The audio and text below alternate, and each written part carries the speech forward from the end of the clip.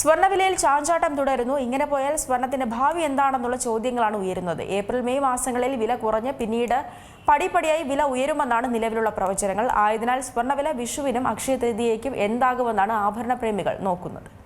വിഷു ആഘോഷങ്ങളിൽ സ്വർണത്തിന് വലിയ പ്രാധാന്യം കേരളീയർ നൽകാറുണ്ട്. കാരണം ഇത് സമ്പത്തിന്റെയും ഐശ്വര്യത്തിന്റെയും പ്രതീകമായി കണക്കാക്കപ്പെടുന്നു.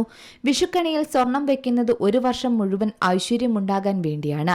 ഈ സമയത്ത് പല ജ്വല്ലറികളും ആഭരണങ്ങൾക്ക് പണിക്കൂലിയിലും മറ്റ് പ്രത്യേക ഇളവുകളും നൽകാറുണ്ട്. എന്നാൽ ഇത്തവണ സ്വർണ്ണവില റെക്കോർഡുകൾക്ക് മുകളിൽ നിൽക്കുകയാണ്. ആയതിനാൽ തന്നെ കണി വെക്കാനും കൈനീട്ടം നൽകാനും സ്വർണം വാങ്ങാനും വലിയ ബുദ്ധിമുട്ട് തന്നെയാണ് അഭിമുഖീകരിക്കുന്നത്.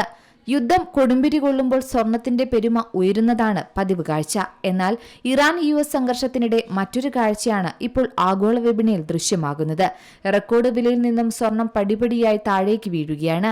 അതായത് സ്വർണ്ണവിലയിലെ ചാഞ്ചാട്ടം തുടരുകയാണ്. ഹോർമുസ് കടലിടുക്ക് അടച്ചതുമൂലം എണ്ണവില ഉയർന്നതാണ് ഇപ്പോൾ സ്വർണത്തെ ബാധിച്ചിരിക്കുന്നത്. ഇതോടെ ഡോളറിന്റെ മൂല്യം ഉയരുകയും നിക്ഷേപകർ കൂട്ടത്തോടെ അങ്ങനെ സ്വർണത്തെ ഉപേക്ഷിക്കുകയും ചെയ്തു. അങ്ങനെ സ്വാഭാവികമായും സ്വർണത്തിന്റെ ഡിമാൻഡ് കുറഞ്ഞു. അങ്ങനെ വിലയും കുറഞ്ഞു.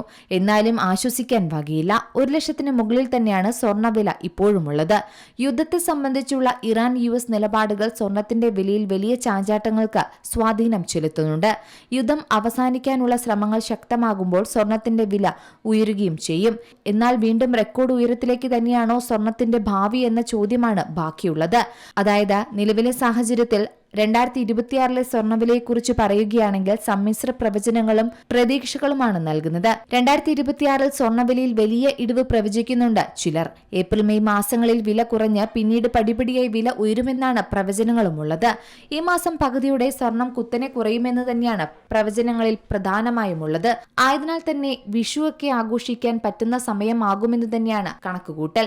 ഔൺസിന് $3,436 ആകുമെന്നാണ് പ്രവചനം. ഡിസംബറിൽ വില $5,413 ആകുമെന്നും പറയുന്നുണ്ട്. ചില റിപ്പോർട്ടുകളിൽ ഏപ്രിലിൽ ഏകദേശം 5,009 നിലയിൽ വരെ ആരംഭിക്കുമെന്നാണ് പറയുന്നത്. മാസങ്ങൾ കഴിയുന്തോറും അത് ഉയരുമെന്നും വിലയിരുത്തലുണ്ട്. വർഷത്തിന്റെ മധ്യത്തോടെ സ്വർണം ഏകദേശം 5,155 എത്താൻ സാധ്യതയുണ്ടെന്നും പ്രവചനങ്ങൾ നിലനിൽക്കുന്നു. രണ്ടാം പകുതിയാകുമ്പോഴേക്കും ഈ കുതിപ്പ് തുടരുമെന്ന് തന്നെയാണ് കണക്കുകൂട്ടൽ. ഡിസംബറോടെ സ്വർണ്ണവില 5,515 എന്ന ഉയർന്ന നിലവാരത്തിലെത്തുമെന്നും പ്രതീക്ഷിക്കപ്പെടുന്നുണ്ട്. അങ്ങനെ സ്വർണ്ണവില വലിയൊരു തരത്തിൽ ചാഞ്ചാട്ടം തുടരുമെന്ന് തന്നെയാണ് പ്രവചനങ്ങൾ സൂചിപ്പിക്കുന്നത്. 2027 സ്വർണ്ണവില ഉയരുമെന്ന് തന്നെയാണ് മിക്ക പ്രവചനങ്ങളും സൂചിപ്പിക്കുന്നത്. അങ്ങനെ വന്നാൽ കേരളത്തിലും വില കുതിച്ചുയരും. ആഗോള വിപണിയിൽ ഒരു ഔൺസ് സ്വർണത്തിന്റെ വില $3,400 ആയാൽ കേരളത്തിൽ വലിയൊരു ആശ്വാസത്തിന് വകയുണ്ട്. അതായത് ഇവിടെ ഒരു പവൻ സ്വർണത്തിന്റെ വില ഏകദേശം 80,000 മാത്രമായിരിക്കും വരികയുള്ളൂ. അതേസമയം ഒരു ഔൺസ് സ്വർണത്തിന്റെ വില 5,400-ന് മുകളിലേക്ക് പോയാൽ 1,32,000 മുതൽ 1,45,000 വരെ പവൻ വില ഉയരാനും സാധ്യതയുണ്ട്.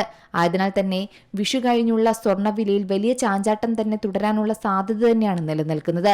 ആയതിനാൽ സ്വർണം വാങ്ങാൻ ഉദ്ദേശിക്കുന്നുണ്ടെങ്കിൽ ഈ വിലയിൽ വാങ്ങുന്നതാണ് നല്ലതെന്നും വിദഗ്ധർ സൂചിപ്പിക്കുന്നു. ഇപ്പോഴത്തെ വിലയിലെ ചാഞ്ചാട്ടം വളരെ ആശ്വാസകരം തന്നെയാണ്. News desk Zee Malayalam news. ഏറ്റവും പുതിയ വാർത്തകളും വിശേഷങ്ങളും വിരൽത്തുമ്പിലറിയാൻ സീ മലയാളം ന്യൂസ് എല്ലാ ഡിജിറ്റൽ പ്ലാറ്റ്ഫോമുകളിലും ലഭ്യം.